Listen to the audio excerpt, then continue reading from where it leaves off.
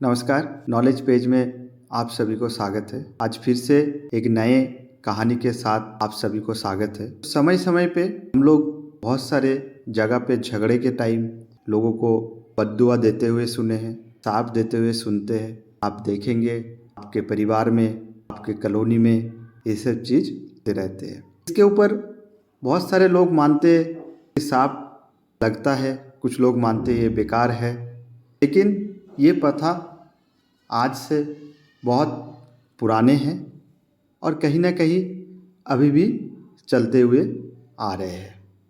बहुत सारा जगह पे लोग अपने दुश्मन को बद्दुआ देते हैं, आपके औलाद नहीं होंगे, आपके घर जल जाएंगे, आपका परिवार ख़त्म हो जाएंगे, या आपका बहुत सारा चीज़ें ऐसे गांव में, शहर में, परिवार में हमेशा देखा जाता है। क्या बद्दुआ लगता है या बद्दुआ लगता नहीं है, ये तो आप बताएंगे। लेकिन आज की कहानी शुरू होता है मैसूर राजघराने के बारे में। अभी मैसूर का 27वां राजा बना राजा यदुवीर कृष्णदत्त वाडियार। ये यंग है और यूएसए से पढ़े हुए हैं ना। शादी हुआ, उसके बाद उनका एक बेटा पैदा हुआ। अब आप लोग ये सोच रहे होंगे ये तो नॉर्मल है, शादी हुआ तो बेटा पैदा होगा या बेटी पैदा होगा। लेकिन इसके पीछे एक 400 साल पुराना शाप या बद्दुआ जो है काम कर रहा था। तो आइए इसको समझते हैं कि कैसे 400 साल पुराना ये बद्दुआ, ये शाप जो हम लोग कहते हैं, ये इतने दिन से एक परिवार के ऊपर लगा हुआ था। तो कहानी कुछ ऐसे है कि 1612 में राजा वाडियार ने 1612 में राजा वाडियार ने अपने पड़ोसी राज्य श्रीरंगपट्टनम में हमला बोल देता है। हमला होता है, आक्रमण होता है। तो श्रीरंगपट्टनम का राजा त्रिमुला हार जाते हैं युद्ध में।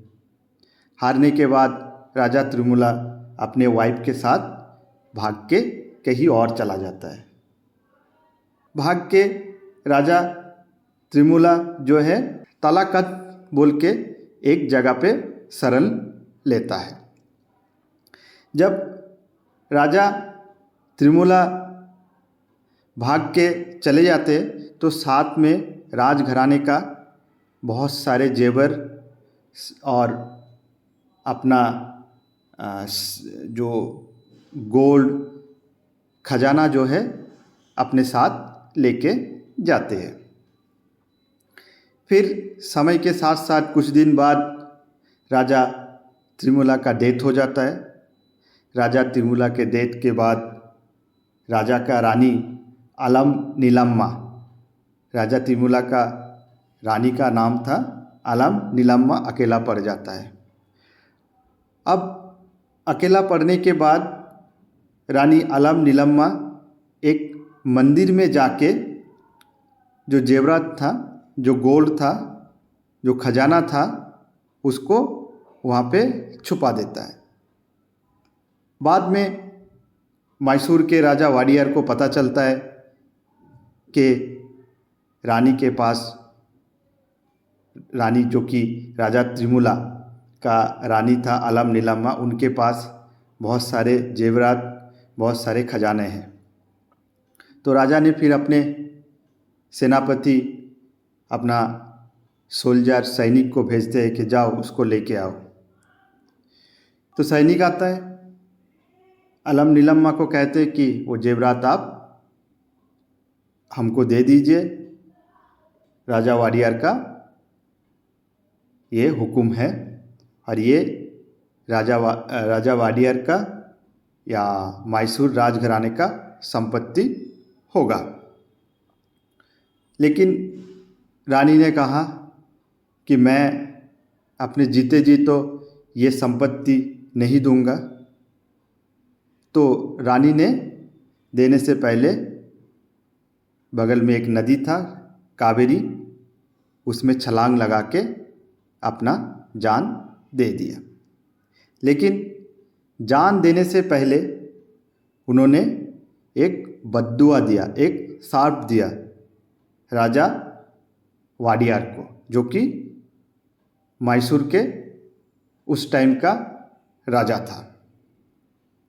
साहब ने उन्होंने बोला कि आप हमारे जेवरात, हमारे खजाने तो लेके जा रहे हैं, लेकिन मैसूर राजघराने में इसके बाद कोई चिराग नहीं जलेगा, कोई बेटा पैदा नहीं होगा। इसको बढ़ाने के लिए कोई औलाद, कोई राजा पैदा नहीं कर पाएगा।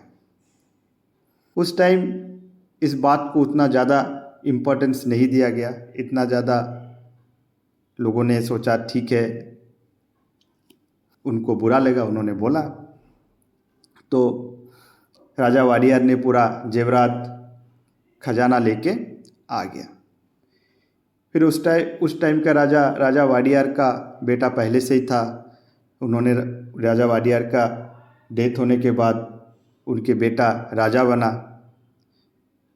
उसके बाद जो है राजघराने में किसी का औलाद पैदा नहीं हुआ।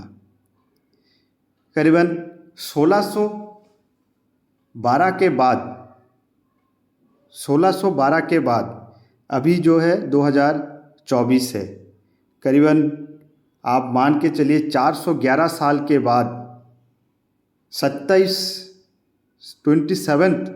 राजा बना राजा यदुवीर कृष्णदत्त वाडियार। ये भी राजघराने का किसी का बेटा नहीं था।